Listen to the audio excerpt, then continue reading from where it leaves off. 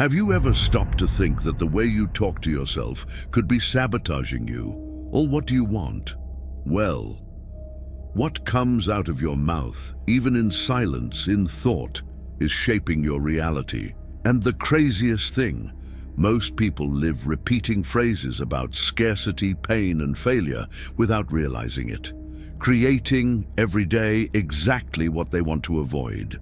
In this video, you will discover how to use your words as a magnet for abundance, love, and real transformation. If you're tired of feeling like your life is stuck, if nothing seems to flow, or if you're constantly criticizing yourself inside, stay with me until the end. Because today, you will learn to talk to yourself in a way that unlocks the impossible. Comment below. Which phrase do you repeat to yourself most every day? This will help you gain clarity and could be the first step in your healing. Let's go together until the end, because what comes next could change everything. Words are not just sounds thrown in the wind. Each sentence, each expression carries within it a vibrational signature that silently shapes the surrounding reality. When someone says, "I'm never lucky," they're not just letting off steam, they're sealing a contract with the invisible. This speech activates frequencies and energy that align with what was verbalized, as if the universe simply responded, "So it will be." It is esotericism in its most everyday, hidden but active form. Practical spirituality teaches us that words are magical instruments, like invisible wands. Repeating phrases like, "Life is difficult," or "I have no way out," not only echoes in the vibrational field, but digs trails of scarcity in the subconscious. This is the popular mysticism that goes unnoticed, but that operates with surgical precision. It's not about toxic positivity, but about awareness of the energy that is emitted with each sentence. Imagine a woman saying every day to the mirror, "I'm ugly, no one wants me." This is not just insecurity, it is a constant invocation of a distorted reality. Ancestral wisdom has always warned about the power of the verb. In the beginning was the word, and this principle still governs everything. Changing self-talk is one of the most profound acts of deep self-knowledge anyone can do. It's pure alchemy. A practical example: swap. Nothing is working for me, for everything is reorganizing in my favor. You don't need to believe it right away, just say it. Speech is a seed that, when cultivated, restructures even the driest internal soil. Accessible occultism begins here, in observing and healing what is repeated verbally. And this is one of the secrets that many masters have hidden behind complex jargon. In language, the spell lives, and the most repeated words become disguised mantras, even if they have tones of complaint. How many times a day do you hear yourself saying, "I'm tired, nothing changes, no one understands me"? Each repetition vibrates in the ether like a drum calling out exactly what you want to avoid. Therefore, there is power even in silence, because what is not spoken also vibrates. The frequency with which we talk about pain ends up shaping the emotional body. And this is not conspiracy theory, it is energy science in its purest form. When we speak with fear, we attract fear. When we verbalize faith, we magnetize solutions.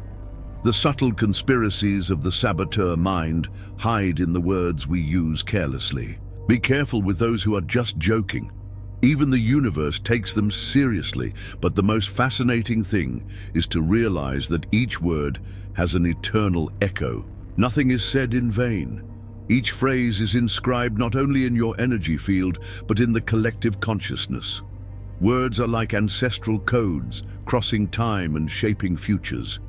And if they have that power, what happens when we choose? Words of power, of love, of light. Well, that brings us to another, even deeper hidden principle. Neville Goddard, this wizard of creative thought, did not speak of desires as mere loose dreams. For him, what moves the world is what a person assumes as silently true, not what she wants, but what she deeply believes she already is. And the most curious thing? This belief is revealed in what the mouth releases without a filter. Words are mirrors of the unconscious, revealing what is really rooted in the soul. Saying "I'll never make it" is not just a complaint, it's a sacred declaration. In esotericism, this is equivalent to casting a spell with your own breath. Practical spirituality shows that the frequency of words does not lie. Either you are vibrating in creation or in repetition of pain. It is popular mysticism in everyday life, where each "I am" builds an energetic identity that the universe recognizes before you even realize it. The law of assumption says, act as if you were already real.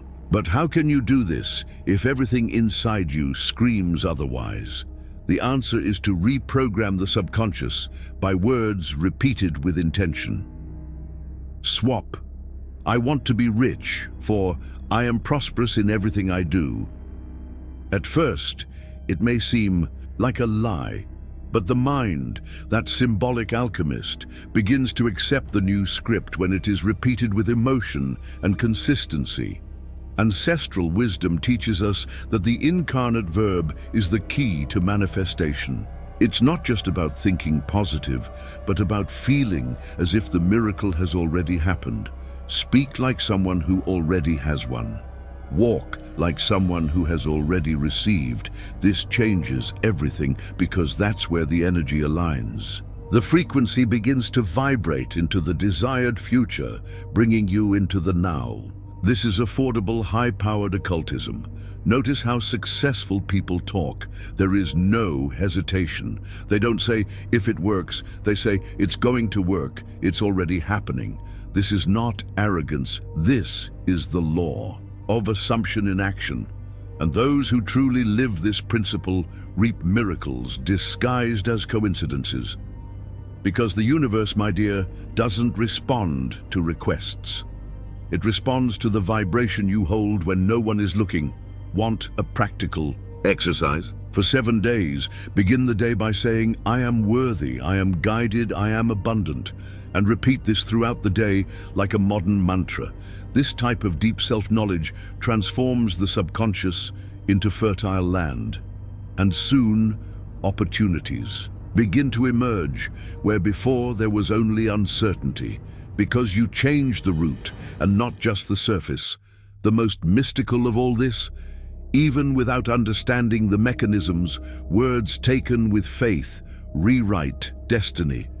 They are like star seeds planted in the mind, and once planted, reality itself reorganizes itself around them. And when this starts, well, then a new concern arises. How to take care of what you say so as not to sabotage this magic under construction.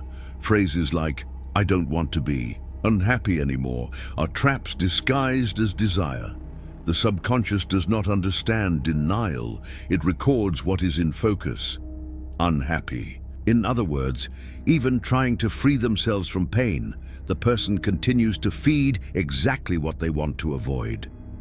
This is one of the most common, subtle conspiracies of the human mind, and it's all in the choice of words. Practical spirituality teaches the universe is literal. If you say, "I don't want to suffer anymore," the active vibration is suffer. Now change it to, "I live in peace." This simple change changes everything. A direct example, instead of, "I don't want to fight with my partner anymore," say, "Our relationship is light, loving, and full of understanding." Words create fields, and what is repeated becomes form. Whoever masters this popular mysticism masters the art of conscious creation. But it's not something to do automatically. It requires presence. It demands listening. Understand what is being said in traffic, in rants, in WhatsApp groups. Most people live repeating their own misfortunes and calling it outburst.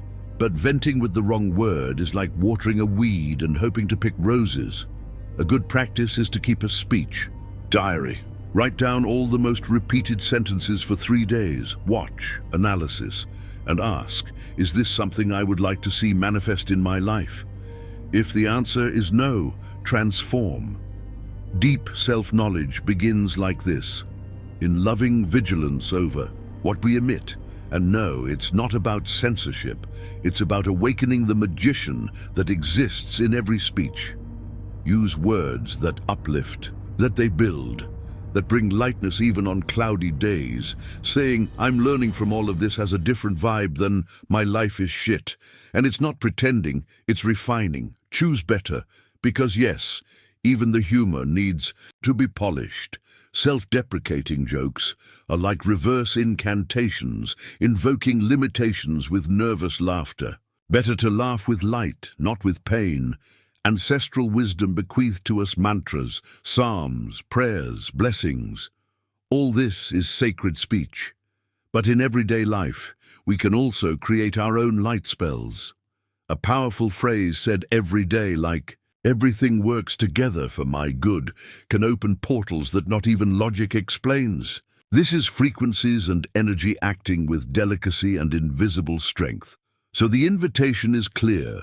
Observe the word before releasing it.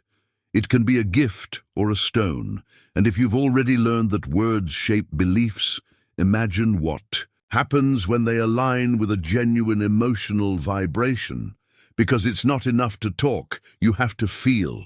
And then the next mystery begins. Loose words without a soul behind them are like arrows without a bow. Saying, I am prosperous, with a heart immersed in anguish, does not move energy. It takes emotion, truth, real vibration. The universe listens more to what you feel than what you say. Practical spirituality teaches sound vibrates, but it is the feeling that tunes into the right frequency. And when the two align, magic happens. Popular mysticism has always known this. Rituals, prayers, blessings, all involved emotion. There is no point repeating mantras like a parrot. The secret lies in the vibrational charge placed on each word. Speak with faith, with love, with enthusiasm. The soul understands when the body vibrates together. It's as if you said to the universe, I believe. And then, yes, the invisible begins to move in your favor. Practical example? Instead of repeating, I'm grateful in a cold way, stop for 5 minutes and connect with something simple that moves you. The smell of coffee, someone's smile, the memory of a special moment. Then say, I'm grateful. Feel the heat in your chest. This is living energy. This is deep self-knowledge in practice. And this sincere feeling vibrates far away, far beyond what the eyes see. Emotion is the bridge between the internal and external world. This is why so many ancient rituals involve dancing, singing, tears, because when the body feels, the word becomes prayer. This is the essence of accessible occultism. Using feeling as an amplifier of the word, you can say, I love myself 1,000 times, but you will only change your reality when you say it, a spark of real love lights up inside. Those who speak with genuine emotion activate the right frequencies. This isn't self-help talk, it's vibrational physics. Emotion generates energy, energy generates movement, and movement is what transforms reality. When you speak from the heart, words stop being sounds and become universal commands.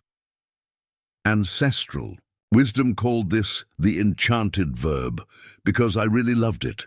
Practical spirituality calls for emotional presence. No saying everything is fine with a trembling voice and empty eyes. Better to say, I'm dealing with all of this, and take a deep breath. Sincerity has power, and more, it heals. Speaking with emotion is releasing stagnant energy. It's about making each cell understand the message. Then, the body, mind, and soul come together, and everything starts to flow. So remember, next time you are going to affirm something, ask yourself, do I really feel this? If you don't feel it, that's okay, but at least try to touch on the emotion behind the word. This is esotericism in action. And when you speak with feeling, life listens more attentively. But if even emotion can shape, what a humor and silent Complaints doing to your reality? The mind is literal, and she doesn't understand when you say something just joking. You know that "I'm very unlucky" said with a laugh. So it is. The subconscious doesn't laugh. He records. The frequency of these lines, even humorous, still resonates. And the worst part, the more it is repeated, the more it takes root. Popular mysticism even said that irony is magic, but it can be black magic when used against you. Practical spirituality warns, a complaint is like a request, only the opposite. Every time you complain about traffic, work, life, you energetically reaffirm the problem. It's like hitting the same key and hoping the sound changes. It doesn't change because your vibration remains the same. And the universe, this sensitive echo, only responds to what is emitted consistently. It's not about never laughing at yourself again. Humor is medicine, but you need to pay attention to the tone. Self-deprecating jokes are dangerous precisely because they seem harmless. Saying, "My life is chaos," every day, laughing, only creates more chaos with a smile. Ancestral wisdom knew this. Therefore, shamans laughed reverently, not sarcastically. Laughter of healing, not contempt. Want a practical example? Instead of saying, "It only happens to me" after something bad, change it to, "All of this is making me stronger," in some way. It sounds silly, but it changes the vibe immediately. Subtle conspiracies are hidden in the habit of complaining. And little by little, this pattern becomes the new normal. The person doesn't even realize it, but it has already become a low frequency. Traveling broadcaster. Reprogramming humorous speech is a step of mental alchemy. Swap "I'm a mess" for "I'm slowly getting organized." Swap "No one understands me" for "I'm learning to express myself better." The change may seem subtle, but it carries enormous power. It's accessible occultism, changing the world by changing the tone of the joke. This is New Age magic. Complaining is an invisible vice, but when you realize how much it feeds exactly what you want to avoid, it becomes impossible to continue in. The same way, whoever lives complaining lives under the spell of his own speech, and whoever wakes up begins to choose the mood that builds joy without sabotaging themselves. Because deep down, even joy has a vibration that needs to be taken care of. And if even humor needs to be healed, imagine the power that exists in speaking with love, not only for others, but mainly for yourself, because it's inside where it all begins. And the way we talk to ourselves determines how much we can manifest in the outside world. Let's talk about this now. The way you talk to yourself can be your medicine or your poison. The words we use when looking in the mirror, in internal conversations, in moments of error or failure, all of this creates the vibrational structure of our field. And if these words don't come with love, the outside world ends up reflecting exactly that harshness. Practical spirituality begins within, with one's own voice. How many times have you called yourself stupid, useless, ugly, a failure? And how many times have you said to yourself, "I understand you, it's okay, I forgive you"? So it is. The first series of sentences digs holes. The second builds bridges. Popular mysticism knew this. The healers, the shamans, the Pai de Santo, they all taught that the name has strength, and the way we pronounce it even more so. Love begins in sound. Direct example. Instead of saying, "I'm a disaster at relationships," say, "I'm learning to relate with more wisdom." And lightness. It seems small, but it changes the energy. The subconscious begins to accept a new version of you. And when you treat yourself with kindness, the world responds. Because everything vibrates from the inside out. This is deep self-knowledge. And it is true alchemy. Speaking with love is also speaking with presence. Stop in the middle of the day. Close your eyes and say, "I trust myself, even if the world is falling." This is the type of verbal spell that ancient wisdom used. Simple, direct, and full of power, because loving words carry healing. What's more, they activate invisible paths. It's as if each "I welcome myself" opens portals of new possibilities. Practical spirituality reminds us what is not love is called fear. And the language of fear is aggressive, harsh, cynical. The language of love is patient, gentle, firm without being rigid. Start noticing how you speak when you are angry. Are you speaking with love or with hurt? Are you defending yourself or expressing yourself? This changes everything. Because what comes out of the mouth shows what is hidden in the heart. Use phrases like, "I am here for myself," "I am enough," "I respect myself." They are not cliches, they are codes. And codes activate frequencies and energy. When self-talk changes, life changes. The voice of internal judgment needs to be replaced by the voice of compassion, because only when you love from the inside do you begin to attract true love from the outside. This is accessible occultism, applied in everyday life. And if the way we talk to ourselves reveals our emotional state, what do our conversations reveal about our mind? Because if we observe the external speech, it shows exactly the level of abundance or scarcity that we are feeding inside. And that's what the next mystery is about. Just listen to someone for a few minutes to know what frequency they live on. If she talks about crisis, debt, betrayal, failure, there is the map of her mind. The mouth only says what the heart believes. And those who live repeating stories of scarcity are experiencing exactly that. Practical spirituality teaches, observe the speech, and you will see what is being manifested. Prosperous people talk about opportunities, expansion, projects. Even when faced with challenges, they do not deny the problems, but they do not cling to them verbally. They talk about what they want to build, not what they lost. This is not denial, it is focus. The mind is like a lens. Where speech is fixed, energy is concentrated, and the universe responds. This is popular mysticism disguised as everyday habit. Want a practical tip? Record your own speech for a day. Then listen. What were the dominant themes? Did you talk more about solutions or complaints, about growth or stagnation? This simple exercise accurately reveals your mental state. Deep self-knowledge begins by listening to yourself, because those who observe their own speech begin to realize where they need to heal their mind. Ancestral wisdom already said, "The mouth speaks out of what the heart is full of." It's not about censoring words, it's about transforming thoughts.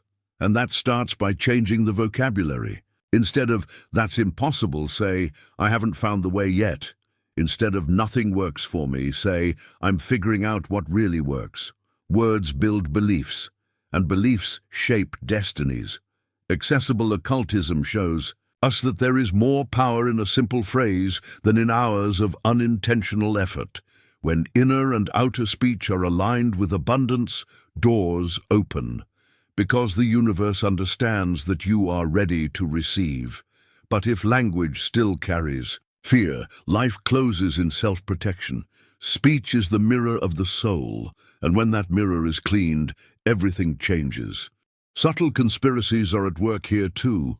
When the media, networks, environments make you repeat negative statements without realizing it, they are shaping your vibration.